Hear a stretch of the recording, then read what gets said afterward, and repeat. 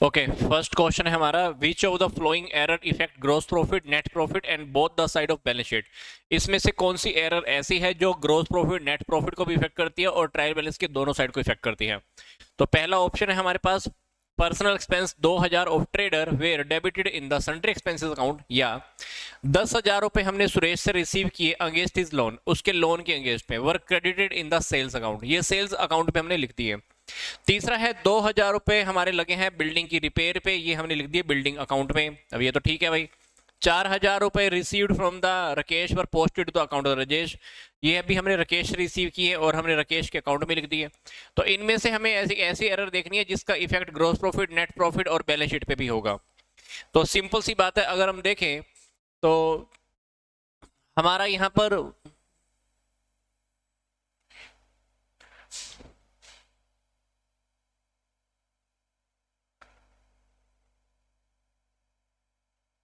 Yes, ये जो 10,000 रुपए हमने रिसीव किए थे सुरेश से, ये रियलिटी में उसके लोन के थे और गलती से हमने क्रेडिट कहाँ कर दिया, सेल्स अकाउंट में लिख दिया। तो डेफिनेटली सेल्स अकाउंट में लिख दिए हैं तो इससे हमारा ग्रोस प्रॉफिट इफेक्ट होगा, जिसकी वजह से हमारा नेट प्रॉफिट इफेक्ट होगा। अब क्योंकि पर्सनल अकाउंट की मिस्टेक चल रही है तो कहीं ना कहीं हमारी बैलेंस शीट भी इफेक्ट होने वाली है। तो सेकंड आंसर हमारा सही है। सुरेश से हमने रिसीव किए थे 10,000 रुपए और हमने इसको लिख दिया सेल्स अकाउंट पे। तो डेफिनेटली सेल्स अकाउंट हमारा आता है ट्रेडिंग अकाउंट में, तो जिसकी वजह से हमारा कहीं ना कहीं ग्रोस प्रॉफिट इफेक्ट हो जाएगा, नेट प्रॉफिट भी इफेक्ट हो जाएगा और बैलेंस शीट तो होने ही वाली है। तो इसलिए हमारा आंसर कौन सा है, बी है। ठीक है, नेक्स्ट क्वेश्चन देखते हैं। The discount account in triple column cash book records trade discount, cash discount, seasonal discount and none of the above. क्या लगता है इसका क्या आंसर होगा? जो हम कैश बुक के अंदर डिस्काउंट दिखाते हैं वो कौन सा होता है? Trade discount, cash discount, seasonal discount या नन ऑफ द दीज? ये क्वेश्चन तो आंसर इजी है, बता सकते हो आप, है ना? बताओ इस क्वेश्चन के बारे में बताओ।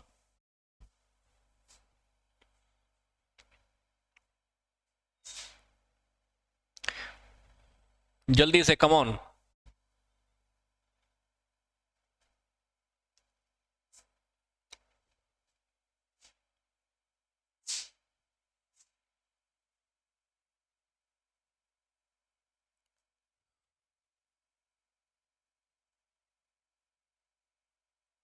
Yes, exact right, cash discount. ठीक है, कैश डिस्काउंट उसका आंसर होगा।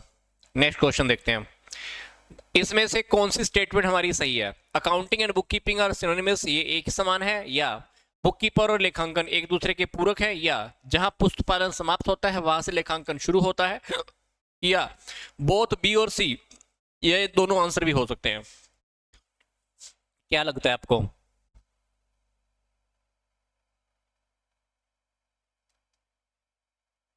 Yes, exactly C.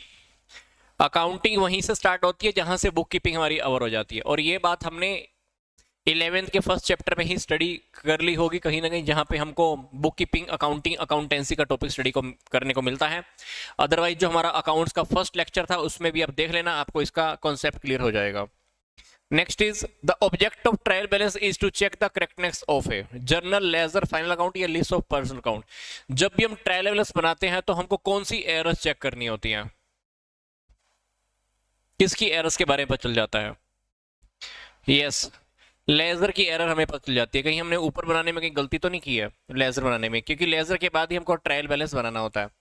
The in the case of the non agreement of the trial balance the amount is temporarily put to, तलपट के नहीं मिलने की स्थिति में अंतर की राशि को अस्थायी रूप में हम कहां दिखाते हैं? ये क्वेश्चन हमारा कल भी आया था, तो बट आंसर अब आप सबको बताना है।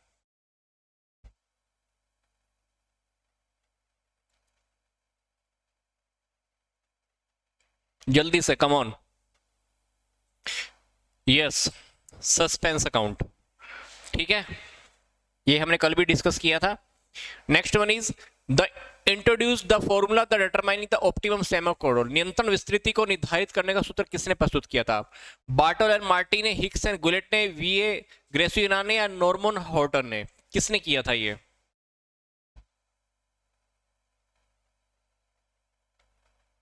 Question number 31, yes.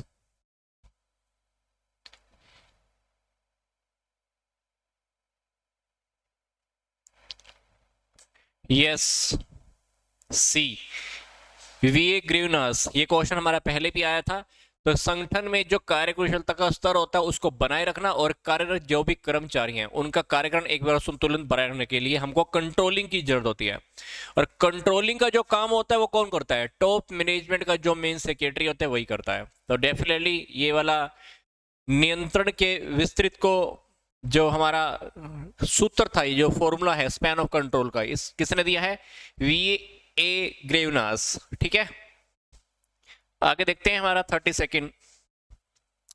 वैसे हमारा ये क्वेश्चन नंबर 7th है, बट एज पर सीरीज हमारा ये 32nd है।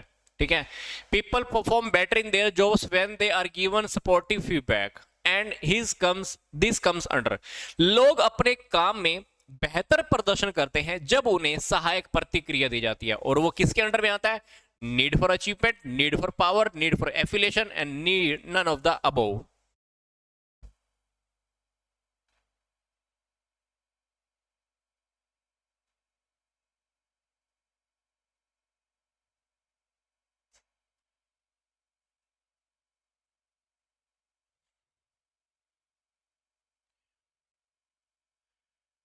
Yes, C, need for affiliation, संबंधन की आवश्यकता। Exactly right. जिसे डेविड मैकलेलैंड ने दिया था, ये दिया था डेविड मैकलेलैंड ने। ठीक है, तो अन्य व्यक्ति के साथ अगर आप पर्सनल रिलेशनशिप रखने की इच्छा से दोस्ती करना या संलग्न बनाना या कुछ भी कह लो, संगठन में शामिल होकर सामाजिक समारोह का आनंद लेने के आग्रह में प्रकट होता है। ठीक है,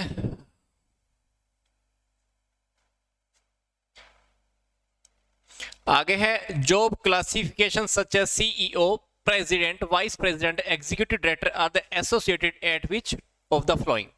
टॉप मैनेजर, मिडिल मैनेजर या लोअर लेवल मैनेजर या सुपरवाइजर? तो ये सारे के सारे जो इन्होंने बताए हैं, सीईओ, प्रेसिडेंट, वाइस प्रेसिडेंट, ये किस में आते हैं? टॉप मैनेजमेंट में आता है, मिडिल मैनेजमेंट में, या लोअर लेवल मैनेजमेंट? ये टॉपिक तो वैसे बहुत इजी है। यस,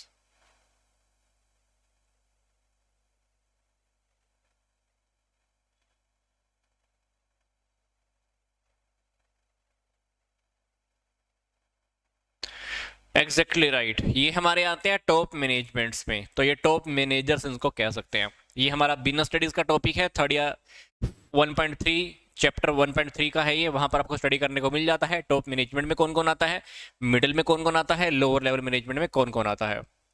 ठीक है, ये लोग स्ट्रेटेजीज बनाते हैं, उनको इम्प्लीमेंट करते हैं, फिक्स करते हैं हमारे ऑर्गेनाइजेशन के उद्देश्य, टारगेट कह लो, एम्स कह लो, ऑब्जेक्टिव कह लो, और हमारे बिजनेस की लिए डिसीजन भी लेते हैं, डायरेक्शन भी फिक्स करते हैं। That is top managers. Next one is which of these areas of training occupies an employee to either deal successfully with the problem or he she is facing? प्रशिक्षण के इन क्षेत्रों में से कौन एक कर्मचारी को उसकी समस्याओं का सफलतापूर्वक निपटान करने के लिए तैयार करता है? Human relation training, problem solve training, या स्किल बेस्ड ट्रेनिंग, या मैनेजमेंट ट्रेनिंग? क्या लगता है?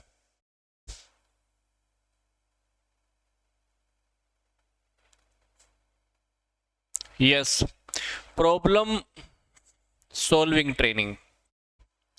प्रॉब्लम सॉल्विंग ट्रेनिंग एक ट्रेनिंग का एक पार्ट या एक रूप माना जाता है जिसमें इंसान सीखता है कि किसी समस्या की ओर फीडबैक करने का सबसे इफेक्टिव तरीका कैसे खोजा जाए, समस्या का समाधान कैसे खोजा जाए।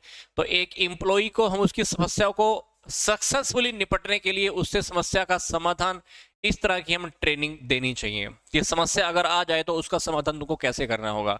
तो इसको बोलते हैं प्रॉब्लम सोल्व ट्रेनिंग। क्या बोलते हैं? Problem solve training. इसको हम शॉर्टकट के अंदर PST भी बोलते हैं। क्या? PST।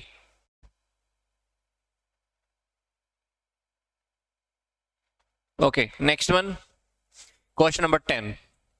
Which theory believed that the leader shares some inborn personality traits? कौन से सिद्धांत में ये माना जाता है कि नेताओं में कुछ सहज व्यक्तिगत लक्षण होते हैं? Trait theory of leadership, behaviour theory of leadership, situational theory of leadership, या none of the above?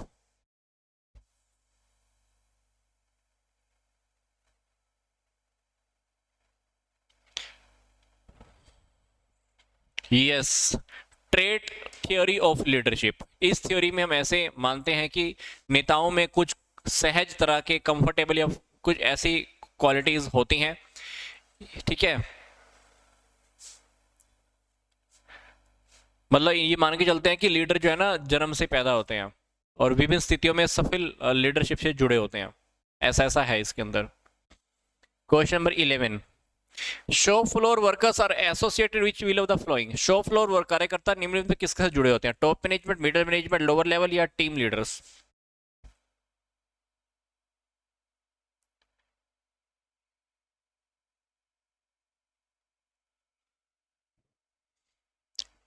Yes, lower level. ठीक है, ये टॉपिक फिर से हमारा बिजनेस स्टडीज का टॉपिक है, ये बहुत इजी है और अपने को पता है कि मैनेजमेंट के 3 लेवल्स होते हैं, top level, middle level, lower level. तो इस तरह से हमारे होते हैं। टॉप लेवल के अंदर जैसे हमारी कंपनी के बोर्ड मेंबर, सीईओ, डायरेक्टर्स आते हैं, और मिडिल लेवल के अंदर हमारे डिपार्टमेंटल मैनेजर्स आते हैं, फिर हमारे आते हैं सुपरवाइजर टाइप से जो भी होते हैं वो। तो ठीक है ना।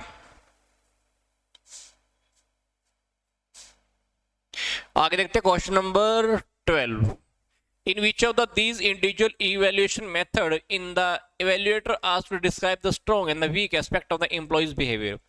इनमें से व्यक्तिगत मूल्यांकन गतिविधियों में से किस में मूल्यांकनकर्ता को कर्मचारी के व्यवहार के प्रबल और कमजोर पहलुओं का वर्णन करने के लिए कहा जाता है? एमबीओ में, ऐसे इवेल्युएशन में, फोर्स चॉइस में या ग्राफिक रेटिंग स्केल में?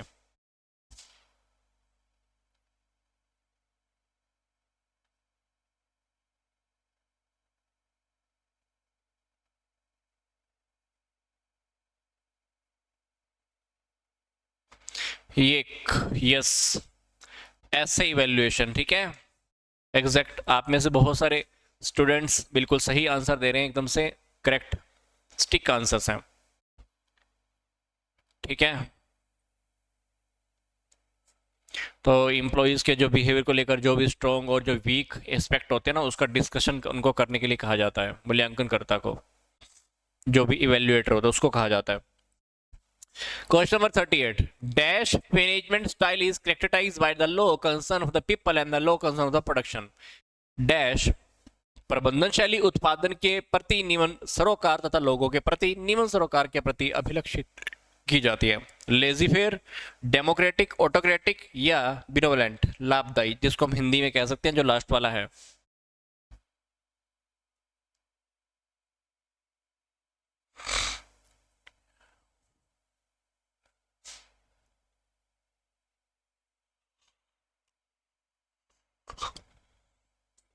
Yes, lazy fair. इसमें हम हस्तक्षेप नहीं करते। ठीक है, इसमें हम जरा सा भी हस्तक्षेप, इंटरफेयर नहीं करते। इस कॉन्सेप्ट के अकॉर्डिंग लोगों को स्वतंत्रता देनी चाहिए, फ्रीडम देनी चाहिए, जो वो चाहें वो कर सकें। और ये इकोनॉमिक्स का भी एक सिद्धांत है। ठीक है, यह मानता है कि जब सरकार सभी व्यक्तियों के अधिकारों की रक्षा करती है तो अर्थव्यवस्था सबसे मजबूत होती है। तो इसमें लोगों को स्वतंत्रता देती है, भाई जो तुम करना चाहते हो करो भाई, बट वो भी करेक्ट मैनर में होना चाहिए। ठीक है, next one is question number 14, that is 39, which of the following is used to measure and correct activities of subordinate to ensure that events conform to plans। निम्न में से किसका प्रयोग अधीनस्थों की गतिविधियों को मापने और सही करने के लिए किया जाता है, जिससे सुनिश्चित हो सके कि कार्यक्रम योजनाओं के अनुरूप है? Controlling, commanding, organising and planning. Yes, ये बात तो कंट्रोलिंग में आती है ना। हम देखते हैं कि काम हमने जो फिक्स किया था वो उसके अकॉर्डिंग हो भी रहा है, नहीं हो रहा है, तो ये सारी बातें तो कंट्रोलिंग में ही आती हैं। यस, कंट्रोलिंग में तो आती है ना, हम हमारे सबऑर्डिनेट्स की एक्टिविटीज को चेक करते हैं। Question number 15 in the marks 40, dash refers to the number of subordinates a superior can manage effectively. Dash अधीनस्थ कर्मचारियों की संख्या को बताता है जिसका प्रबंधन प्रभावी ढंग से वरिष्ठ कर सकता है। Span of control, unity of direction, unity of control या ऑर्डर?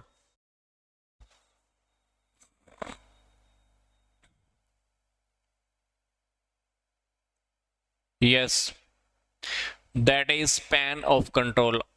ए, यस, ए बनेगा स्पैन ऑफ कंट्रोल के अकॉर्डिंग। ठीक है, जिसमें एम्प्लॉई अपने कितने कार्यों को कंट्रोल कर सकता है, और इसमें हम एम्प्लॉइज की संख्या को भी बताते हैं। मतलब इतना हम उसको कंट्रोल कर सकते हैं। जैसे एक बंदे के नीचे मान लो 10 बंदे हैं, 10 बंदों को तू हैंडल कर पाएगा कि नहीं पाएगा, स्पैन ऑफ कंट्रोल, है ना, कंट्रोल को कितना हम एक्सपेंड कर सकते हैं।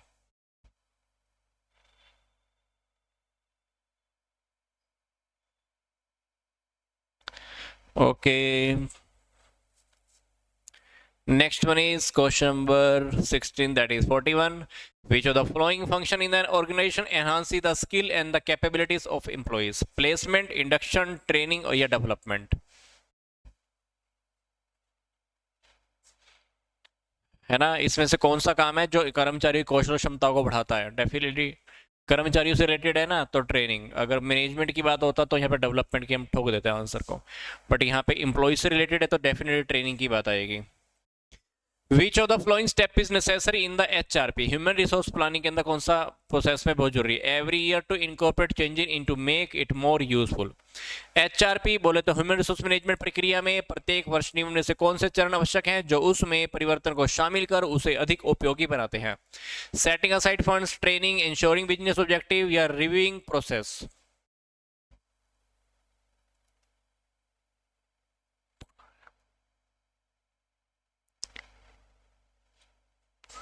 Yes, training no. Okay, yes, reviewing process, प्रक्रिया की समीक्षा करना। जब काम हो जाता है उसकी हम समीक्षा करते हैं, रिव्यू लेते हैं ना। तो प्रत्येक ऑर्गेनाइजेशन, जो हर ऑर्गेनाइजेशन है ना, कि एक उद्देश्य की प्राप्ति की दिशा में काम करती है। तो ये हम क्या करते हैं, कुछ स्ट्रेटेजीज को भी बनाते हैं, उनका परफॉर्मेंस भी प्राप्त किया जाता है। जब हो जाता है तो उसका हम रिव्यू लेते हैं, देखते हैं कि काम उस अकॉर्डिंग हुआ है नहीं हुआ है, उसमें चेंजेस को भी हम इंक्लूड करते हैं, तो हम उसको ज़्यादा और यूजफुल बनाते हैं। तो ये हर साल होता है, हर साल के काम की समीक्षा करना, रिव्यू करना। तो प्रीव्यू प्रोसेस, रिव्यू प्रोसेस। आगे है dash coordinates a complex set of activities to accomplish important non recurring goals. Dash महत्वपूर्ण अनावर्ती लक्ष्यों को पूरा करने के लिए गतिविधियों के एक जटिल सेट का संयोजन करता है। प्रोग्राम्स, प्रोसेस, बजट या रूल्स?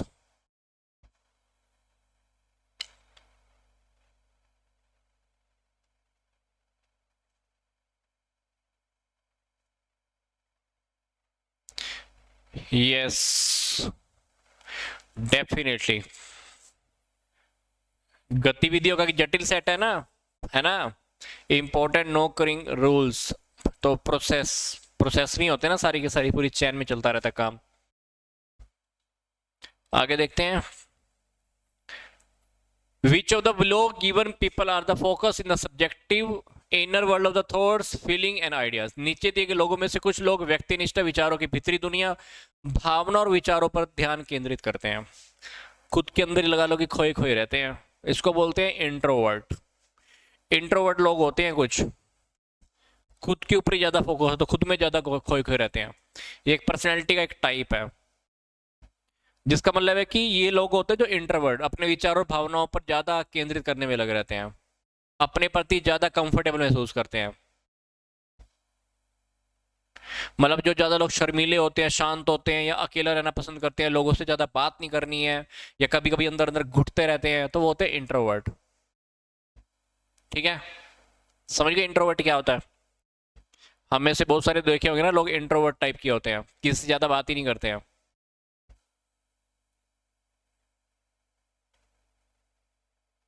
तो that is introvert. Introvert type के पीपल होते हैं, किसी से ज़्यादा बात करना पसंद नहीं है, अकेला रहना, शांत रहना, किसी बड़े ग्रुप में गए तो वहाँ कंफर्टेबल फील ना करना, है ना, एंग्जाइटी से होने लगना। तो ये इंट्रोवर्ट टाइप की कुछ होते हैं, अलग अलग सिम्टम होते हैं हर किसी के साथ। ठीक है, this is the intro type, introvert. 45, which of the these skills are more important for a worker at the shop floor? इनमें से कौन सा कौशल दुकान के भूमिगत स्तर पर एक कार्यकर्ता के रूप में अधिक महत्वपूर्ण है? Conceptual skill, human skill, design skill या टेक्निकल स्किल?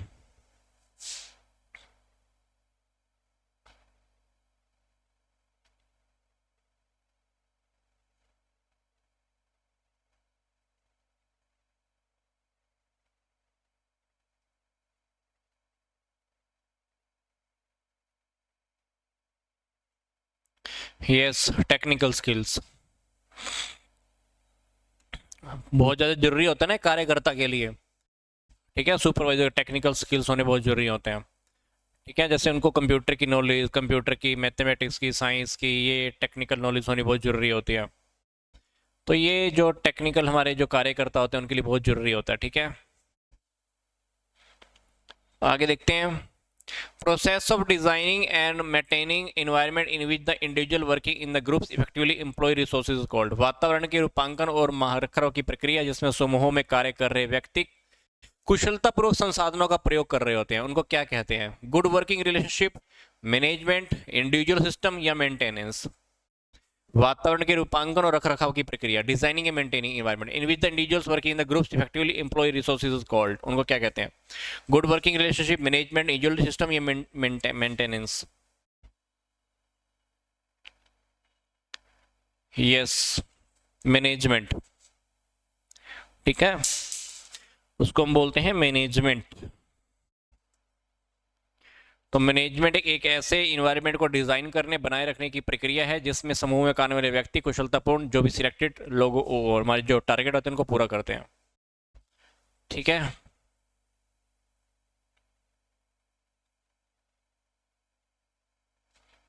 यस, आप में से काफी सारे स्टूडेंट सही आंसर दे रहे हैं। Correct correct correct. Human resource management include recruitment, selection, training या all of the above? Human resource management क्या आता है?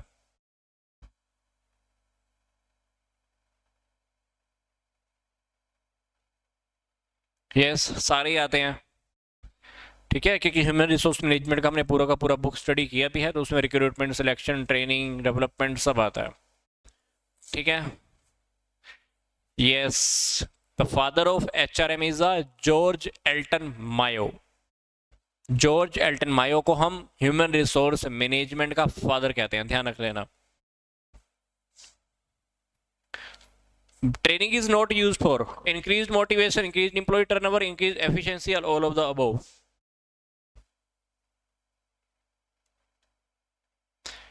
ट्रेनिंग किसके लिए यूज नहीं होती है? एम्प्लॉय की टर्नओवर के लिए। एम्प्लॉय बार बार फर्म को छोड़कर जाते हैं, छुट्टियां लेते हैं, तो ट्रेनिंग उसके लिए तो नहीं करते हैं। ट्रेनिंग से क्या होता है? मोटिवेशन इंक्रीज होता है, एफिशिएंसी इंक्रीज होती है। ट्रेनिंग का तो ये टारगेट होता है ना, तो लोगों की छुट्टियां थोड़ी ना कराएगा, या एम्प्लॉय बार बार फर्मों को छोड़ के थोड़ी ना जाएंगे।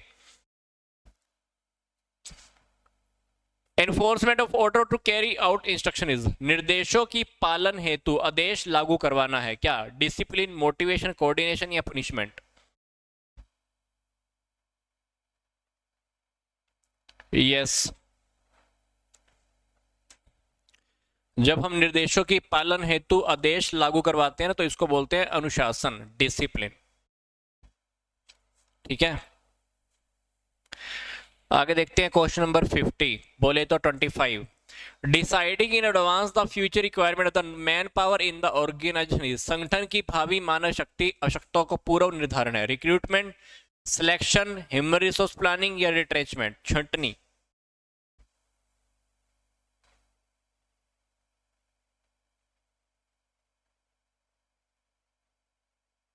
क्या लगता है 50th क्वेश्चन का आंसर क्या आएगा?